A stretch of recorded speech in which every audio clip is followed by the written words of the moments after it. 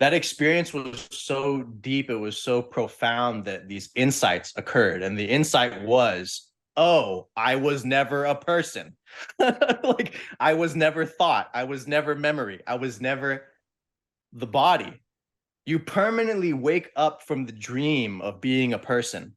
And now you're established as consciousness. This is really the hallmark of I am everything. You're established as the witness.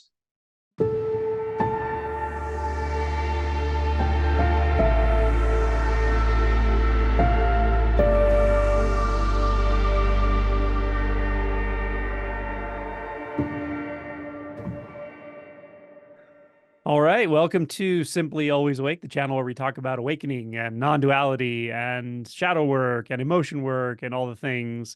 We also occasionally will interview somebody who has gone through various aspects of this process, this awakening process, and I find that a lot of people really give us good feedback on these, and you never knew who you're going to find relatable. So today we're talking to somebody who I'm excited to talk about because he's the first person I was able to get to an interview who was reasonably prominent on a blog called Awakening to Reality, and there are a lot of people on there, but some of them are camera shy. So I'm looking at interviewing a few people at least. But I think Ryan has some good experience there, but also more importantly has experience in this sort of awakening spectrum of things. So this is Ryan Burton. Thanks for having me on, man. It's been a long time coming. I mean, we met 3 years ago, so yeah, Yeah, looking forward to this conversation. It's going to be great. yeah. Yeah, so yeah, just take us back, man. What got you interested in spirituality or awakening or any of this stuff? Oh man. Yeah, so um I'm half Thai and half white. So my dad is from Iowa and my mother immigrated to California in the late 80s. And so I had exposure to Buddhism from a pretty young age. It's like if you're Thai, you're by default Buddhist, Mm, mostly. Yeah, for the most part. So yeah, to learn Thai as a language, my mother and my family put me in Thai school, or like there's a temple here in North Hollywood, and in the summer, all the Thai families would send their kids to that temple to learn Thai and to learn how to read and write. And every morning, we would sing the Thai national anthem, and then we would go into the temple, mm. and all the monks and all the teachers would, after we bowed to the Buddha 3 times, they would just say, "Okay, so just sit here and be quiet." And that was my first exposure to meditation. No instruction, no anything about Buddhism or what meditation was or even how to meditate. They just told us to cross the legs and be quiet. So I was fortunate in that regard. As I got older, I had to focus more on English and um, just drifted away from all of that. I became mostly a agnostic, atheist type person. My dad was an agnostic, so fortunately he never conditioned me with any religious, scientific, or philosophical background or views at all. Like he really just said, you're your own person, figure it out yourself. Mm. And that was immensely useful. It's really given me a kind of flexibility of consciousness. I'm not very and never have been particularly attached to views and beliefs because of him. So um my dad had some serious drug problems. He was a respiratory therapist, so you know exactly what what that is. And Hmm. he was a neonatal specialist, so he worked with premature babies, resuscitating them and intubating them. So he was a professional. He had our family, and he was able to hold it down, for a while. But in my late teens, the drugs really started to break him down, and at one point he lost all of his teeth and he couldn't work anymore. And so that life with an addict, it made me so angry. I was Mm. just very distraught and troubled, and started getting into drugs and petty crime and whatever. and got into trouble with the law. And at that point, yeah, things were not looking too good for me. I had to drop out of high school. And one night, it's funny, I have never shared this part in an interview before. But I was 16 and I took an eighth of mushrooms and I was alone. And I looked in a mirror and my eyes turned black. And I encountered the underworld, and I was no longer an atheist after that night. It's a very just a very dark, shamanistic Aztec underworld type initiation, and it was really a non-local experience. Like, I was still staring in the bathroom mirror, looking at my eyes turn black, while simultaneously my consciousness was going through all these other realities, and I just didn't even know consciousness had functions like this, or that it was possible to. I just had no idea that this side of things, or these aspects of consciousness, even existed. Right. So but that experience was so horrifying. It was a real, like, it was really like being consumed by darkness. And when I came out of it, I just stopped doing all the things that I considered negative in my life. I cleaned my act up like immediately. I felt that was so overwhelming, and so, I mean, in a way, like, psychically traumatizing to me, that I had to really just put aside anything that I perceived as like not wholesome, to the best of my ability, right? Right. Yeah. Yeah, I get it. Yeah. So that was the beginning. I got into meditation and lucid dreaming after that, very seriously. More so lucid dreaming, because meditation didn't come easy to me at all. I really sucked at meditation for the first like 7 years of practice, maybe longer, maybe first 9 years. Just Do you couldn't think let. it was restlessness, or what do you think it was? Yeah. Craving. I from the start, I read all the commentaries, like the Visuddhimagga, and I just skipped the Sila and the Sila section and went straight to the concentration section with all the superpowers and everything.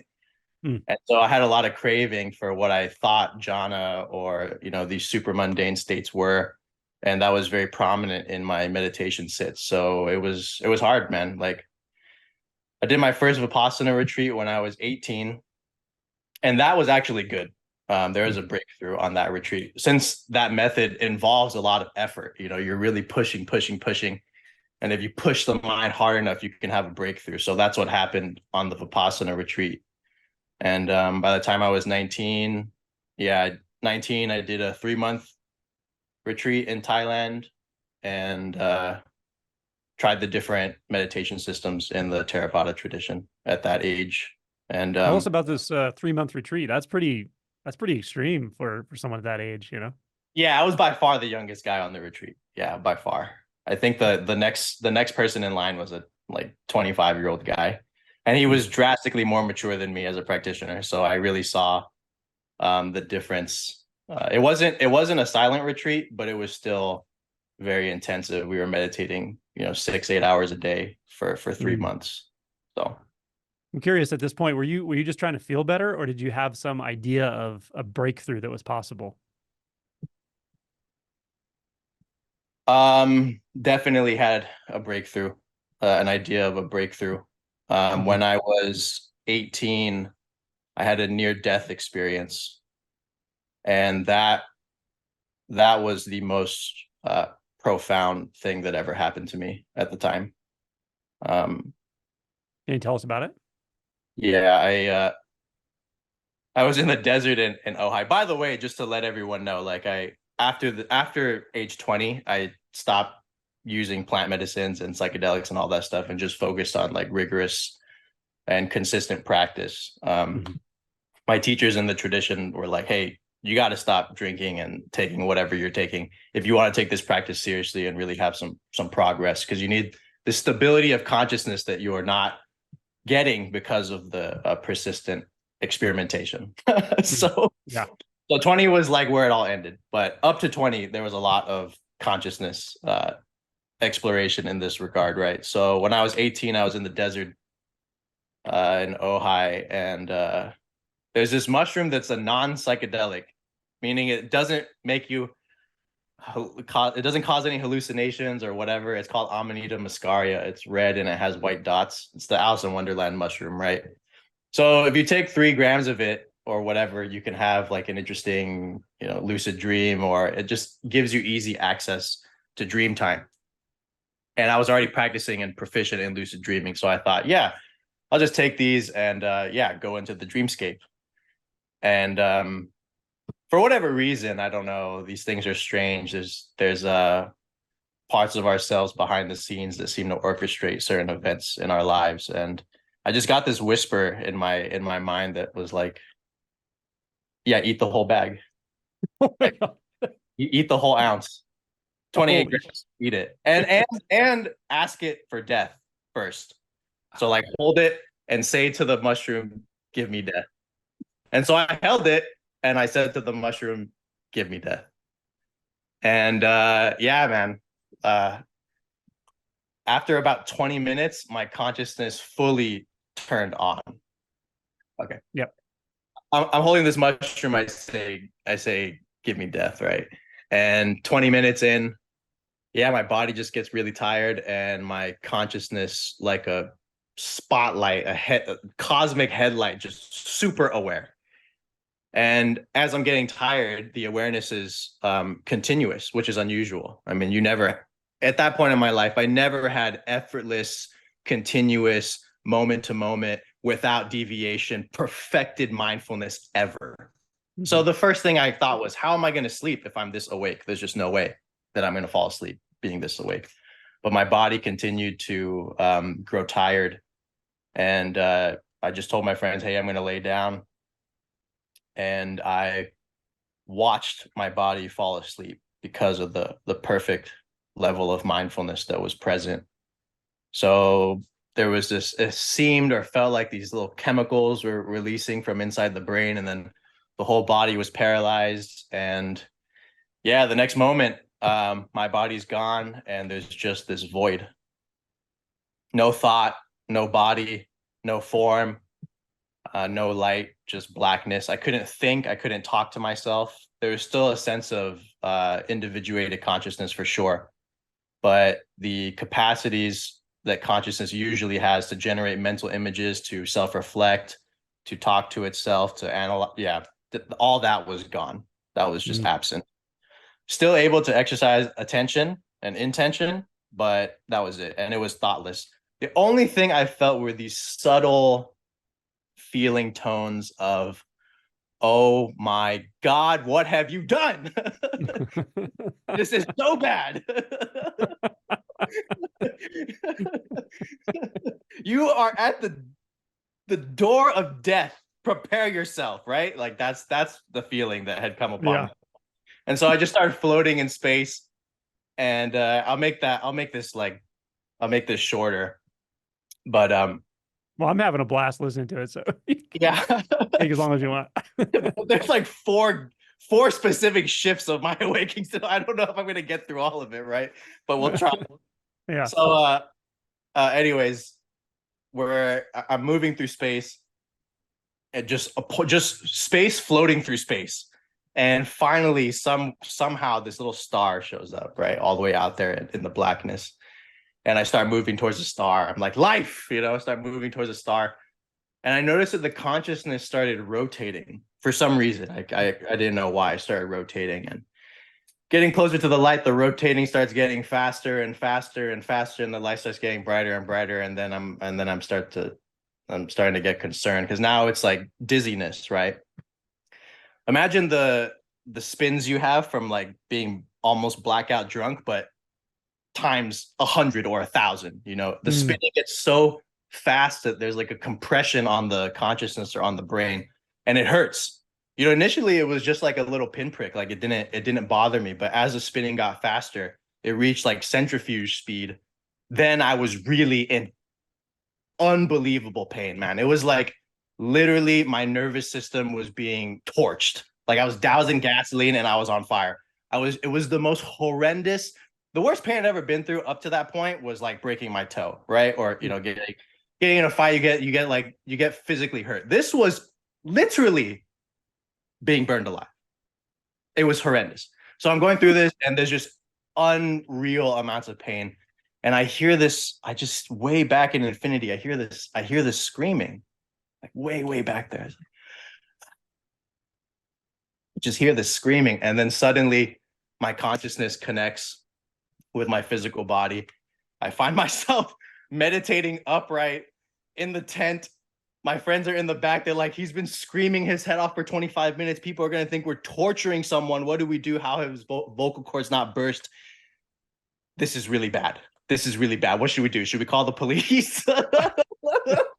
and they're I all guarantee you, they never forgot about this.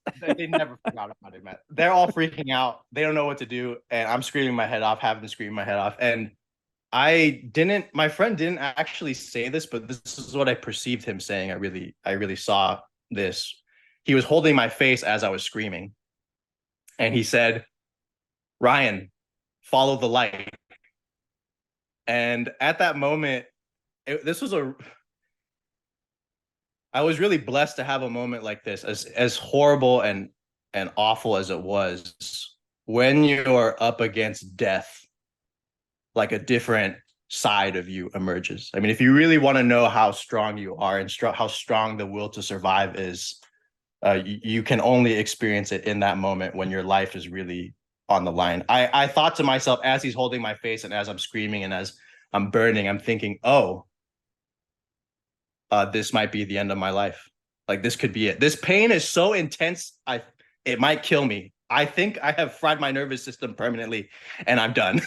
So he's holding my face, and I'm like, I'm thinking, I'm facing that I'm gonna die, and then I remember thinking of all the masters. I thought of the Buddha, I thought of Jesus, I thought of Krishna, I thought of all the masters, and I thought, in this moment, what would they do?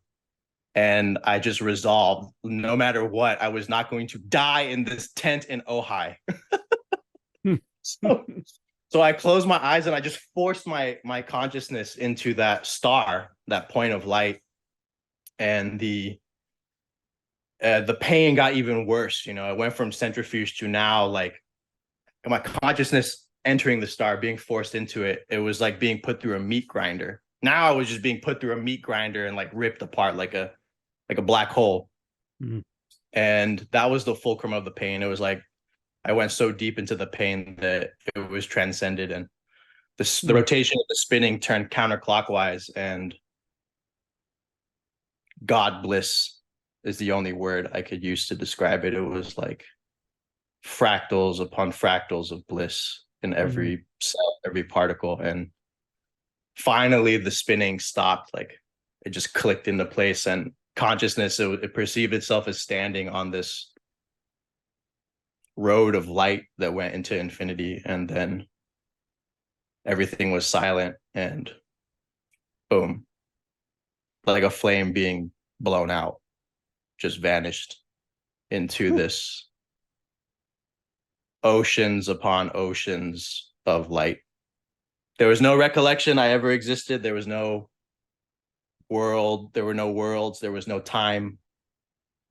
It was forever, eternity. And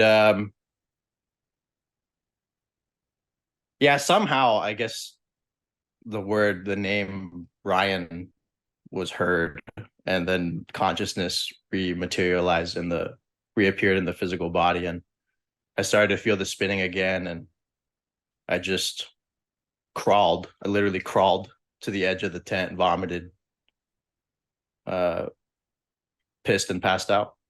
And as I was losing consciousness, like into sleep, I understood what had happened. I understood what was causing the pain. So they say that enlightenment happens in stages, because if it hits you all at once, it would kill you. That light of whatever it was, I could call it God, I could call it reality, I don't know, right? But that light was so powerful, it was frying my nervous system. I just couldn't handle it. Wow. And that was the beginning. Yeah. Damn. The experience 2 years earlier was the beginning of interest in lucid dreaming and all the psychic stuff, right? But the real interest in path and dharma began that night, because the moment before there was that total vanishing. I was with all the masters and teachers. Like I had felt them there right before I pushed my consciousness into that singularity and vanished. Oh man, that's Yeah. So beautiful. that was my yeah. Wow. Woo. And would your friends after that? I got to just ask you, like, were they just like, "Fuck, man, we thought you were gone." Yeah. They were like, dude, we were about to call 911 Yeah. because you appeared to be in psychosis or something. Like we thought we thought you might never be able to talk again after screaming that loud for 25 minutes, like someone's hacking your leg off, you know? So yeah, that was the beginning. So after that, I ended up doing like that 90-day retreat, probably a year later or so. And most of my friends went off to college, and I just got some like, job as a waiter or whatever, and scraped money together and went to Asia and like did all this. But at the end of my 19th year, so going on 20, my dad passed away. So that was a whole nother part of my journey in my life. I had this idea after the near death and everything. It's like, yeah, I'm just gonna go to Asia and I'm gonna stay in a monastery for 4 or 5 years and really master meditation and yeah, just share this with people. And my first I was in Burma at the time.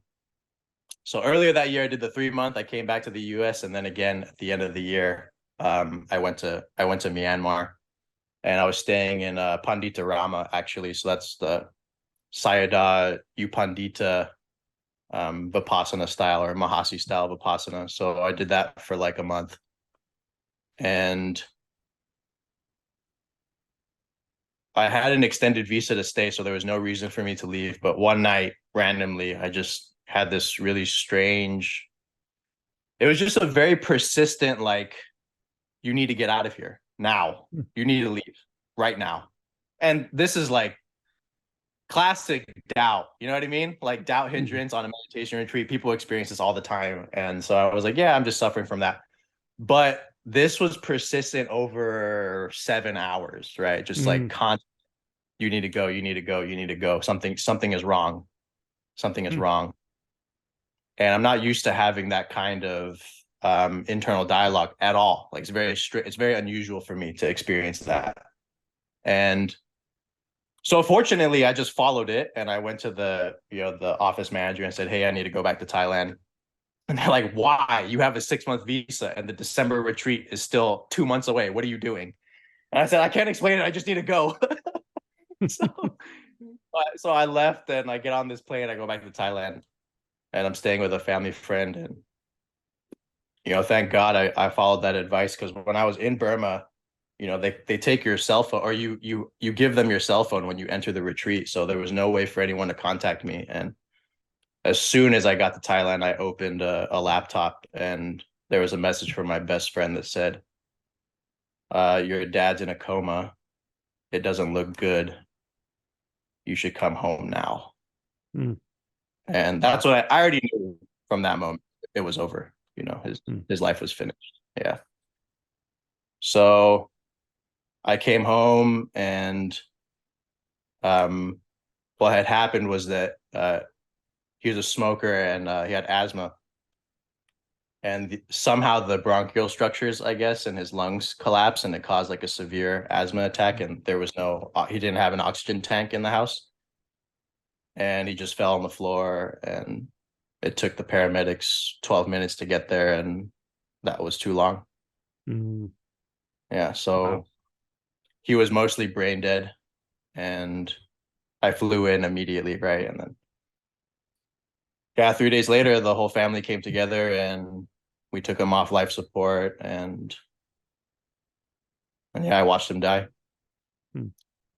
So that was the beginning also of a completely different, very unexpected. I thought at some point something would probably happen, but I didn't think it was going to be so abrupt and so immediate like that. I was going to have more time with him. And of course, I thought, after all this meditation training, I'd be a different person and maybe I could come back and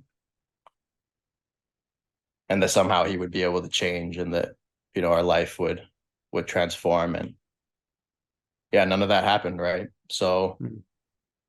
I couldn't stay in Asia because my mother was devastated by this and just had to, in a way, like assume his position in the house and carry on my practice from there. So it Hmm. was very, very different in that way. And, when something so intense or so painful like that happens, you go through this period of being very, very lost.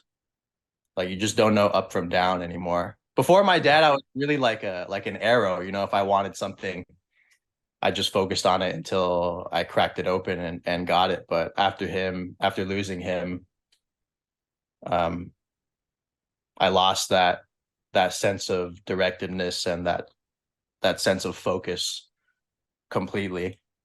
Hmm. Yeah, because despite his problems as an addict, he was really a loving and kind person. He never laid a hand on my sister and I or my mother. He was extremely compassionate, super smart, taught me all these incredible values about, always protect your mother and your sister. And if you want something, just go and get it. So all of those values and important lessons were there, mixed in with the pain of his absence because of the addiction and everything that came with that. Hmm. So after he passed away, there was just a lot of um, processing of grief and healing that had to happen. That happened in tandem with awakening, right? Hmm. Because Yeah. now this process is really going, like all the shadow stuff is coming up. And yeah, it was intense, man. I think I'm I'm often more I think it's better for people who are older to start meditating so seriously, because generally if you just start meditating a lot when you're 20, you start waking up and growing up at the same time, as Yes. opposed to doing the growing up first and then the waking up, right? Yeah. So You're like deconstructing an identity at the same time you're trying to learn to form a conventional identity. It can be very yeah, tricky. you're Yeah. you're transcending the world, but you're also trying to have an actual place in life and not be a bum on the street. You know what I mean? Yeah. Yeah. So Yeah. So yeah. So that's in short the background, at least of the initial early formative years. Yeah. Mhm. I find that a lot with people as well that early on in practice, and they can be very serious and exuberant about practice, but there's something in them that's like running the show. You can feel it. They're directing the practice. They're serious and it's great. But I'm always like, we'll just wait till the wheels come off, because at some point, life is so good at just finding a disruption. It can be health, it can be loss of a loved one, so many things. But when you really get your etch a sketch turned upside down and scrambled, it's like that's when things start changing. That's when it's like you're not practicing anymore, you're being practiced. The Dharma has lit you on Yeah. fire and you have no idea where that's going, and that's a good place to be, but it's disorienting for sure. Yeah. Yeah. It's, when awakening happens to a certain way, when it happens a certain way for you, there's kind of this tendency to sense that that's how it is for everyone, right? Mhm. So for me, it was very much like this brutal process. It was like absolute darkness and the mercilessness of God. And that's what was necessary for my purification and to really humble me, right? But for other people, there's like, I mean, I guess it's like blissful and there's ecstasy and harmony and connection. And like Mhm. I had that too, or I had that as well. But I would say most of the work and most of what makes the consciousness like ironclad, most of what makes you resilient to conditions is the tough stuff. It's not like bliss and light is wonderful and it's great, and that is also the nature of things, but it's really the adversity that just makes you able to endure the changing conditions of life. Mm-hmm. So yeah, I agree. Yeah, there's a tendency to see for some reason, there's a tendency to see that like, oh, it's as if awakening is happening here, and then all the crap that's happening in your life is here. And people Right. are in this constant back and forth, like trying to get back to the bliss, always trying to stay in the harmony, always trying to be centered and at peace. And it's like they're not seeing that like these are literally two aspects of the same process. Like all the difficulty is literally your shadow material, and the sankhara is coming to the surface to be purified so that the awakening can deepen and further expand. It's absolutely not at all something that needs to be put to the side or suppressed. It's really coming up for a reason. Yeah. I saw a quote by Marcus Aurelius this morning that said, "The obstacle is the path." He said, "The obstacle to the path is the path." And I was like, yep, pretty much. That's just how it goes, I also like to say to people, because I just try to say it periodically, because it hits at the right time. It's like realizing you wake up exactly where you are, in the muck of where you are, in the exact place of total despair. That is where awakening is, when there's no distance from that, like however that happens. But yeah, we can have this imagined, Shangri-La of awakening that we hope to get to at some point. And it's a mechanism of mind. But yeah, it's the work of meditation, the work of realization is in life exactly how it is. And there's going to be painful aspects of life.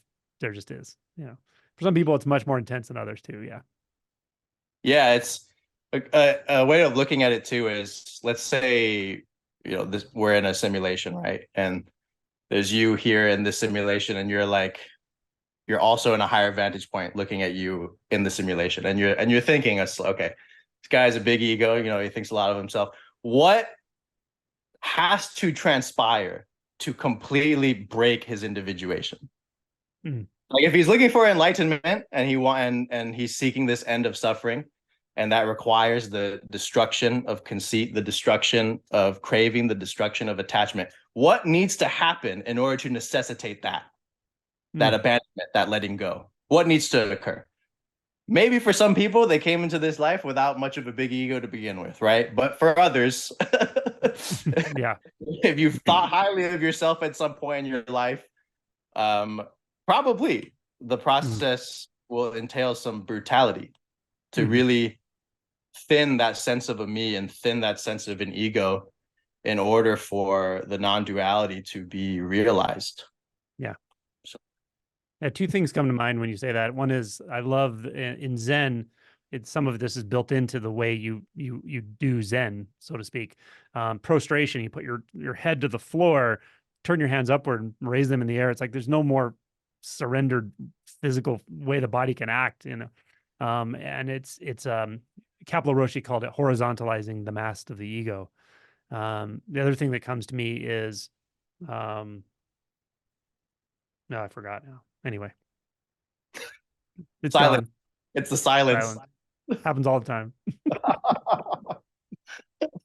The deck has been shuffled once again. The reality deck. The matrix is reconfiguring right now,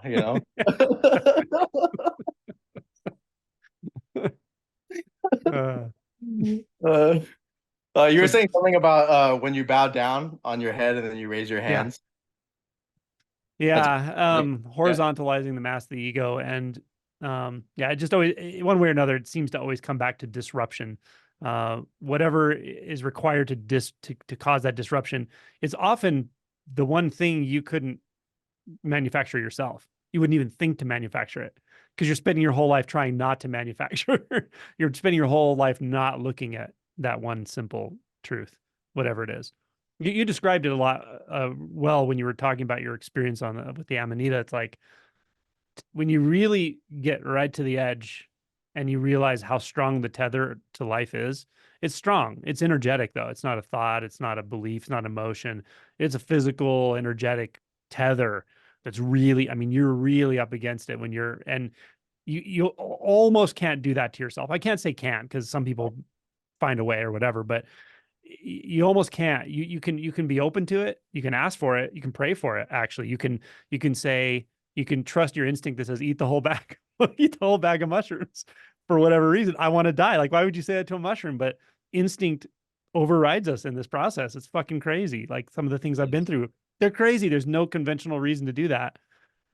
It doesn't make any sense. But for some reason, I trusted it, and here we go. Yeah, exactly. And it's interesting you mentioned the ATR forum at the start of the call, and it's interesting. In my mind, I never say to myself I'm a Buddhist. I never have that thought like I'm a Buddhist, right? But clearly I bow before the Triple Gem, and all my teachers are of that tradition, and I'm a manifestation of that lineage, right? That being said, though, whatever we discuss in terms of like the mechanics of awakening and how experience is structured post awakening, there's aspects of it that very much line up with the ATR map, and then there's parts of it that are like totally considered wrong view, so Yeah, so I just want to be clear about that. I'm not a spokesperson for them. I And understand, of course. you know what I mean? Yeah. So And neither am I. Yeah.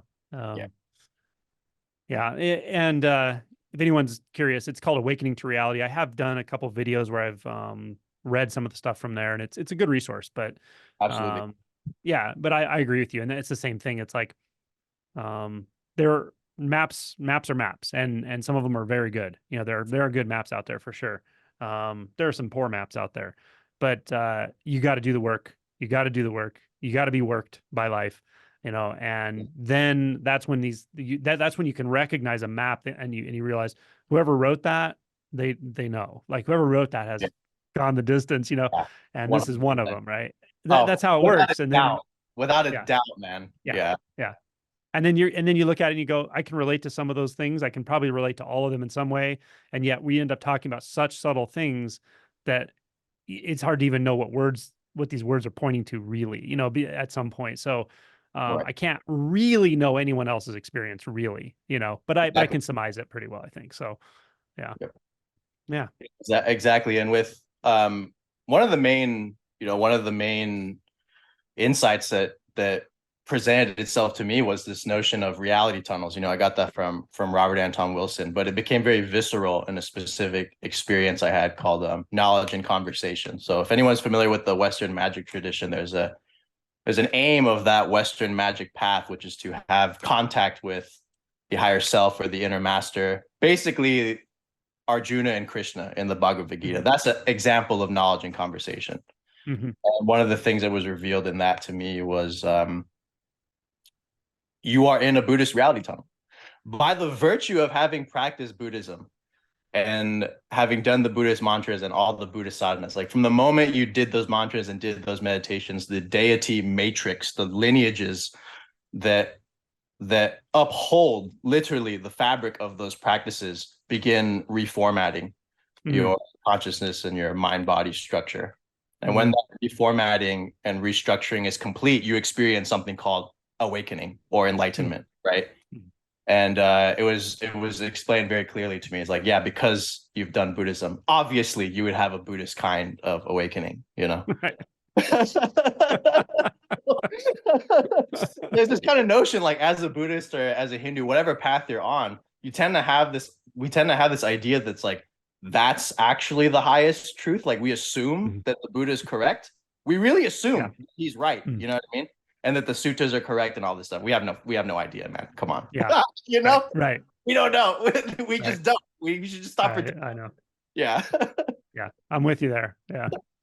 It's funny. We're getting off in the weeds a bit, but I mean, I think I was so skeptical before the shift for me at 24 years old.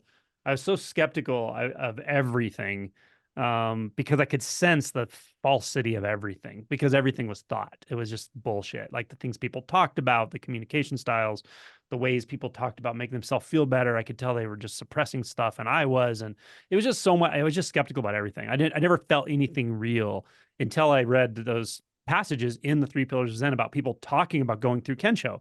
I didn't know what Mm. fucking Kensho was. I didn't know if I believed Buddha knew something. I kind of sensed it. I did sense that there was these old Zen masters who had some knowledge, that they spent all that time going inward. I had to discover something. I kind of did, but I didn't have like and I didn't have a reverence for it really or whatever, because I just never felt anything real, man. I had never felt anything that didn't just feel like fucking suffering. And the moment I read those, I was like, this right here, I don't care what it is. It has no flavor to me. This is real. And I'm going there. I don't care if it kills me. I don't care if this body dies. I'm going there. As soon as I sensed it, as soon as I tasted it, it was like the flavor of no flavor. And I was like, kind of boggled it. The Buddhism was this vehicle, or at least Zen Buddhism, that's what I was reading it in, was the vehicle that allowed this to happen. And I was like, whoa, I never knew that was there. I never knew that was part of that movement, that doctrine, that whatever it is, and I actually didn't care. I just wanted pure experience. I wanted pure realization. I didn't care about talking about it to anybody. I don't know what it was. It had to be real for me, and that was it. And it was so real. And it's like the moment I tasted it, it's kind of like the awakening started. It took a while, but like I dialed Or into it, Yeah. it Um, blows my mind that some people just like step off a bus and it just all vanishes, like that yeah. without any practice, like I've that. seen that. I've seen that a few times. Some really, really Wow. crazy stories like that. Yeah. But it's less common, I think. It's, you know.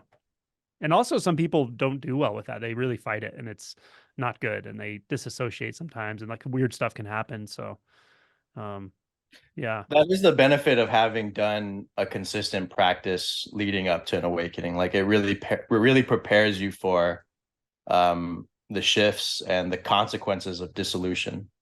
Because at Mhm. least for me, they're pretty intense. For you also, I'm sure you describe suffering and just really a lot of pain. So all of that gets purified. So definitely, if you have a strong background in practice, it really, really helps to actually live from this state. Because this is the thing. I mean, and I'm sure you get this too now that plant medicines and psychedelics are so popular. One of the main questions teachers get is, how do I live from this? Like, how do I make this? How do I experience this oneness, unity, non-duality, whatever particular phase of awakening they're describing? How do I enter this permanently? Mhm. And the thing is, there's a relationship between experiences, insight, and realization. And of course, this is talked about in the ATR map. In these experiences with plant medicine, the conditions that bring about the non-duality are chemical. Like Mhm. that's what's happening. The Yeah. the the opening, the unity is being fueled, driven by chemical alterations in the brain, and also these spiritual openings. Probably the crown chakra just sprouts open when this occurs, right? When you're in that state. But because it's being fueled by the plant medicines or by some kind of special condition, when that special condition has exhausted itself and the trip is over, you return to a normal dualistic state of consciousness. Mhm. So that's a non-dual experience of unity, right? You can experience it through plant medicine, extreme sports, sex, all these meditation retreats, all of this opens a temporary experience of non-duality. The reason that it's not a permanent state or a realization is because unless you have a background in practice, or unless the experience is sufficiently deep, there won't be insight into the nature of mind or into the nature of experience. It's really that insight into what this is that causes you to awaken out of your permanent form of identification permanently, right? Yeah. So I'll describe like one of the major shifts that happened for me, right? Yeah. After Please do. after practicing for 7 years. So this happened when I was like 25 or 26. And this has been 7 years since my dad passed away. So I did a lot of being that lost. I did a lot of seeking, a lot of practice and doing different meditations and just reading everything that I could read. And one day I was coming back from a retreat in China, and I was on a plane, and I was reading talks by Ramana Maharshi, and there was a line in that book that just said, "Moksha, liberation, is to know that you were never born." Mm. And I had no idea what it meant. I was like, what? I started sweating. I just started sweating, man. I started sweating. I started trembling. I was like, what is happening to me? What is this? I started freaking out. I didn't know what was going on. Just started sweating everywhere. And after about 10 minutes, it was gone, and everything was fine. And the next day I was driving to work, and I remember my hands were on the steering wheel, and I don't know how, but that sense of dualistic perception, that sense of me being here and the world being out here, just vanished. It's just gone. Like my heart cracked open. I experienced this unity consciousness with everything. It was immediately I am everything from the ATR map. And it was like just being drenched in the bliss and love of the divine. And that lasted 10 days. So for 10 days, there was just this continuous presence. And at night, I would have OBEs and the deities would appear and all of this stuff. And my left brain functioning was severely inhibited. I was a loan officer at the time, and I just like couldn't get it together. The computational processing, it just really wasn't working, which was a problem at work. Yeah, I'll bet. I was like, what the heck is wrong with you, man? Like, why are you missing all these details? And I was like, I don't know,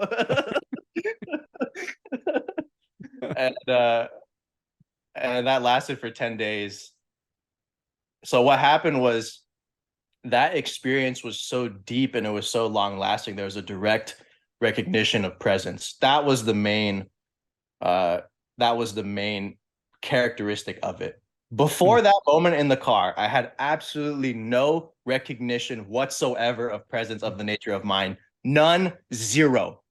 And in that moment, it just cracked open. The clouds parted, and it was immaculate, that level of samadhi and continuity of the natural state. There was definitely a sense of a background, though.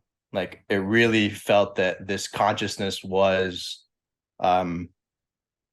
absolutely the self with a capital S, and that it was, and that the characteristic of that I am everything is that everything really feels like it's you. The way that your body used to feel like it's you, now everything feels like it's you. The people around you, the walls, the sky, all the sounds, everything. It's just this cacophony and symphony of you-ness and silence, right? So that experience was so deep, it was so profound that these insights occurred. And the insight was, oh, I was never a person. Like, I was never thought. I was never memory. I was never the body.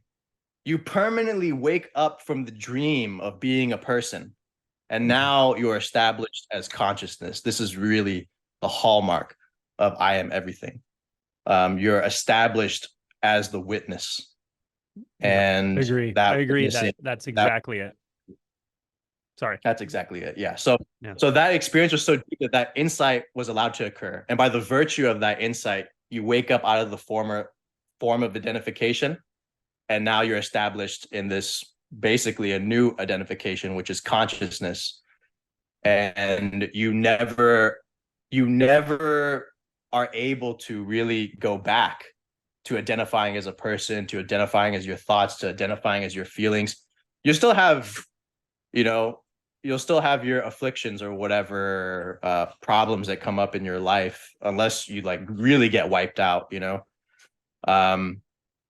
but you never mistake yourself for being the body, for being thought, for being anything that exists in time or that's attached to conditions.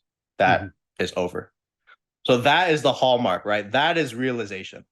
The experiences that come and go, the openings, the temporary kind of unity, the temporary experience of unity that can open up in meditation or on retreats, those are glimpses of that. But it's really the insight that allows the waking up from what you used to be that is characteristic of realization. Mhm. Yeah. Yep. Very well said. I agree 100%. And it is interesting. I really like how you put it together, that it is establishing oneself in and as the whole infinite, undifferentiated nature of consciousness. For some people, that feels exactly like I am, or I am everything, or specifically I am everything. For some people, it doesn't quite feel like that, but they know it. They know it. It's just obvious. Everything you're saying is just obvious without really concluding the I am everything. Or maybe they don't stop to say that, or maybe they weren't predisposed by, like Ramana Maharishi or traditional Advaita Vedanta or something. But that, what you said is exactly it. And so it's not, like I've often said, it's not a subtle thing. It's often a much bigger deal than most people realize it's going to be. And people sometimes people will say, I've had this awakening, I've had that awakening. And I don't know, but I sense like, I'm not sure you really have yet. And when they do, they come back and they're like, holy shit, you weren't kidding, And I'm like, yeah, it's a fundamental, massive transformation in your experience of everything. Most importantly, your experience of you. Yeah. Yeah. So yeah. I mean, when you enter this and the whole experiential field is arising as you, I mean, how is that not, this is the most noticeable thing that's ever happened in your damn life, man. Come on, right? Exactly. Like, there's no doubt about this. Yeah. Yeah. I've Yeah. had every once in a while, someone will say, are you sure you had an awakening? Like, do you know? And I'm just like, I want to laugh before they finish the question. I'm like, you have no idea. Like the mirror rising of a doubt and the identity with that doubt that I see happening in your mind, like it's so beyond that. Like, but all I can say is it is available to you. It doesn't matter how skeptical you are, or how much doubt mass there is. It is available, but it may take a lot of work for some. Yeah. Yep. And the hallmark too is that, or at least what happened for me in that was, at the end of the 10 days, I remember, because that unity was so deep, there's a sense, it really an overwhelming sense that you're just talking to yourself. Every single person you're talking to, you're just talking to yourself. So I call my best friend at the end of the 10th day or something, and I'm like Ricardo. He's like, "What's up, man?" And I'm like in the state of me talking to myself, right?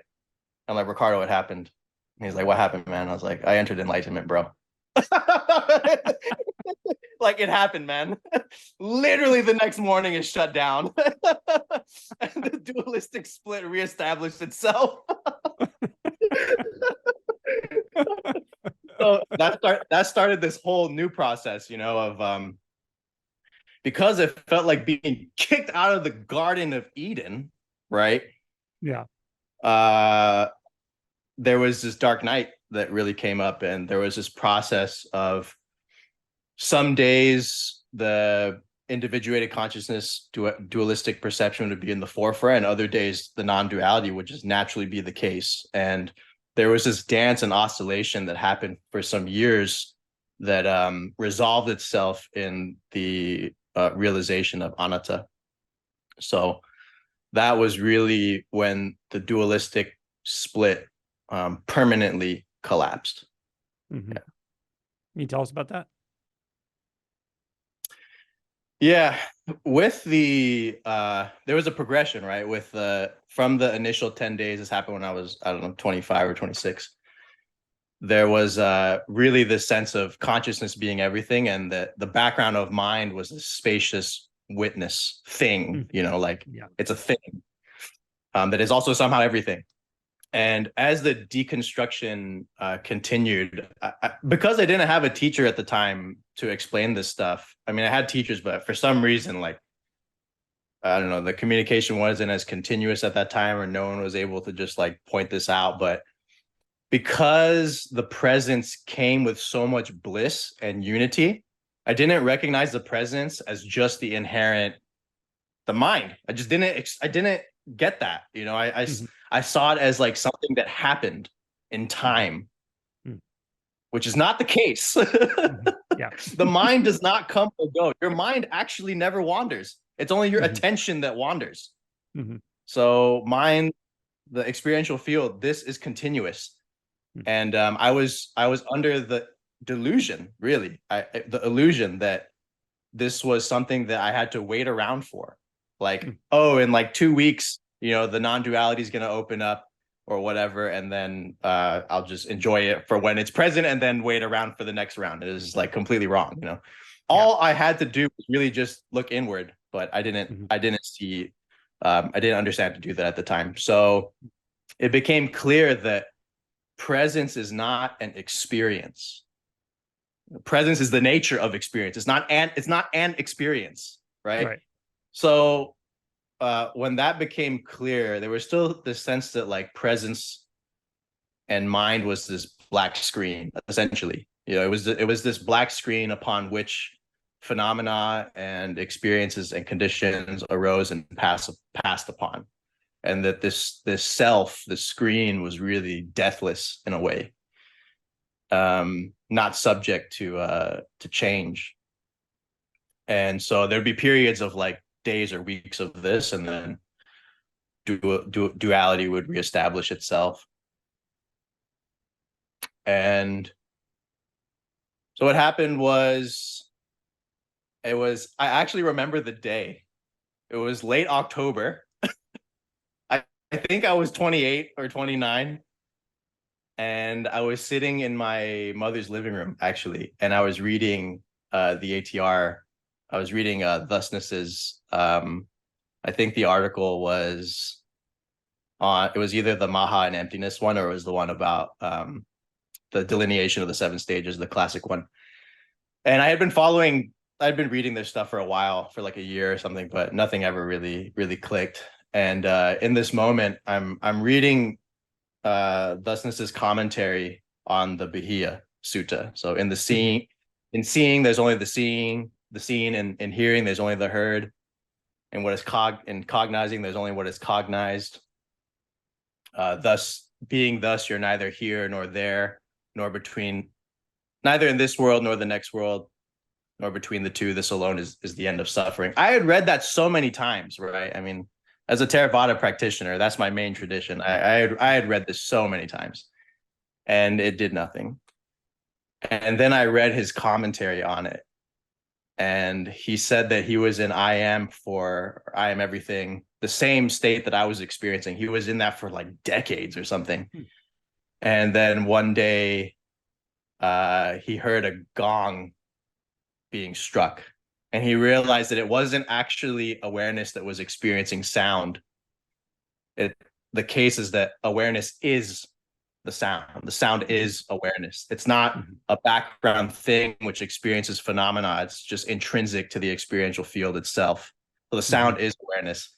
And when I heard that, like when I heard him explain it like this, and I was seeing like in my mind's eye the image of the gong being hit and like all of this, it was like this weird, something was happening. It was like some weird in-between reality. And then a grandfather clock in my mother's living room goes ding, and duality collapses, and like the walls wake up, everything wakes up, all sound, all perceptions, every taste, the characters on the TV screen, the words that I was reading, everything just woke up spontaneously all at once. You rediscover your mind, right? And I just walked to the bathroom, and like the walls are meditating, and I get in the shower, and like I turn the shower on, and every drop hitting my face is awake. And I was like, there is no way this is gonna last. No way. There's just no way. By the time I wake up in the morning, this will be over.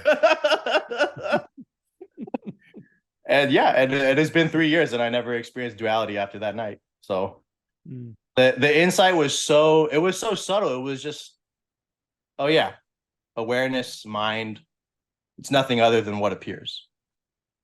Yeah. They're infinite configurations of appearance, but they're fundamentally all not apart from mind. The mind is none other than what appears. So that sense of there being a background witness completely collapsed into the foreground of experience. And yeah, that's it.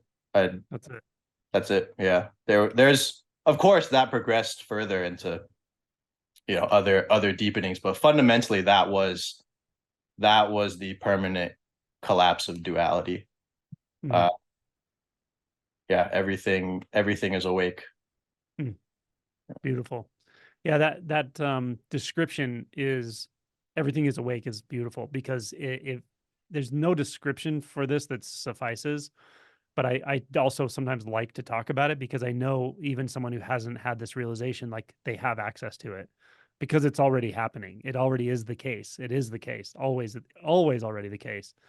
Right. It's so paradoxical in that way. And it's so beautiful. It rings with truth all the time. It rings with this truth of wanting to say itself in a way, but it only speaks the language of the gong. It only speaks the language of the clock. It only speaks the language of a breath or of a footstep on the ground, you know? But man, what a language. What a beautiful expression.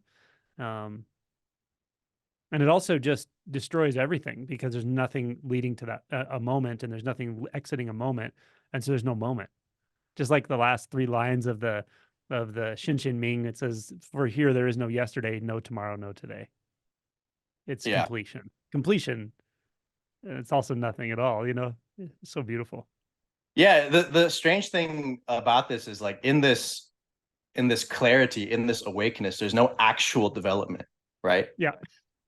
Right? You see what I mean? Right. Like all the Exactly. change and all the Yeah. growth and all the shadow work and all the things that occur, like that's all what's happening in time. That's all at the level of transformation. But in the awakeness itself, that is the nature of all of this. It's like none of this is actually here. None of this is happening. Um, like a lot of the teachings talk about this eternal, this ever present here or this ever present now.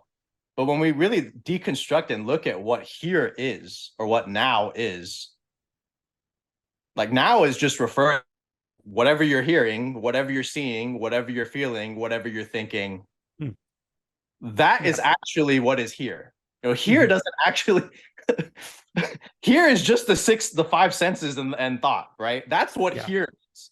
But we have Yeah. this idea that um that here is like this actual place. Yeah. Not. It's like a summating. It's like a summating experience that we think we want, but we don't. You don't really want that. You don't really want to locate yourself. You think you do, but you don't. It causes us so much trouble. It's absolute freedom when that's gone, when it's seen to have never been there, you know? The one that grasps experience, the one that suffers experience, the one that has experience, the even the universal consciousness one, like it's not That gets really thrown out. there. Yeah, Yeah. yeah, yeah. Yeah. It's like there's no here, there's no now, there's no mind, there's no body, there's no form. There's Mhm. it's all appearing, but they're all just configurations of mind. Mm. You know, Mhm. as infinite potentiality, but it actually has no nature whatsoever. So Mm. this is the profound thing about this particular kind of awakening or realization is that prior to it, you really have the sense that the mind is something. You Mhm. really have the sense that it's a background, that it's a space, that it's a void. Even from my near-death experience, right? There was a sense that the mind's ultimate nature was that eternity ocean of 10 billion suns. But the truth is that that was just another configuration of mind. The same Mhm. way that the mind appears as this room and this conversation that you and I are having, Mhm. it also appears as that ocean of 10 billion suns. It also appears as the infinite Buddha lands and pure lands. It also appears as every single practice, every single method, every single experience or form of awakening. They're not apart from Mm. mind. But the mind itself is rootless. It literally has no form. Mm. Voidness, formlessness, spaciousness, those are all actually formless forms. They're discernible, they have characteristics. You can say, I was expansive in infinite space, and that was just this vacuum void, you know, and Mhm. the universe has emerged from that. That's still describable. Mhm. But the mind itself, you know, the Mahamudra aspiration prayer says the mind is neither existent nor non-existent. Even the victors do not see it. Mm. The victors are the Buddhas, right? And this just Yeah. delineates it, just describes it. Mind really has no nature, it has no root. Yet it arises as everything. Mm. So Yeah. Yeah, there's something so profoundly wonderful about the lack of essence, the lack of substance, the lack of in inherent existence, inherent form, inherent process. Not needed, surprisingly. Right. But and it's a surprise that's always there in a way. It's like there's also nothing that gets used to this. Like there's no way to you don't need to. There's nothing that needs to get used to realization, or that can claim it, or that can acclimatize to it, or that needs to, or that can reject it, or that can grasp it. It's not. It's nothing like that. It's there's a sort of I just use these words as an innocence to it in a sense in that way. And then again, it's also as if the deck is shuffled all the time. There's the whatever we're talking about right now is like almost like one reality that will just be obliterated again and again and again, and it will appear as what the next thing is, whatever that is, you know. Yeah, the interesting and you've probably talked about this with Zen, and I feel like it's a deeper configuration of awakening, but it's possible to have this sense that everything as this quantum infinite potentiality, it like collapses itself to give rise to the present moment. Yes, It's like it's a deeper understanding or a deeper configuration of awakening. I mean, I can only just as like omnipresent, right? But there's really direct cognition or the capacity to experience. Yeah, I think what you're talking about is what I might call total exertion. Right. And Zen is really good about that. It can almost be too simple though, the way koan is demonstrated and so forth. You know, it's like it's as simple as that. You know, but there's a lot that can happen to really know what that means and what that is. But yeah, we get to this place where the words are really, you know, Yeah. Yeah. 100%. challenging. Yeah. Yeah. So what's life like now for you? Yeah, man. I mean, I think there's this used to be this notion that at some point like it ends. Yeah, I used to think that, right?